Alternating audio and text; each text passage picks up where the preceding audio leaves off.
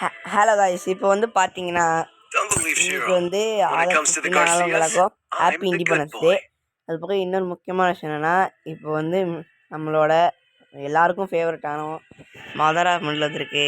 மாதரா மண்ணில் இப்போ எடுக்க போகிறோம். ஓகே, வெறியாக இருக்குங்க. இதுவே போக இந்த அமௌண்ட் வேறு இருக்குது. 5 ரூபாய் இருக்குது. 250 ஓகே தான். மாதரா பண்ணி எடுக்கணும். நார்மல் தான். இதில் வந்து எஃபெக்ட்ஸ் என்ன இருக்குன்னு பார்ப்போம். இந்த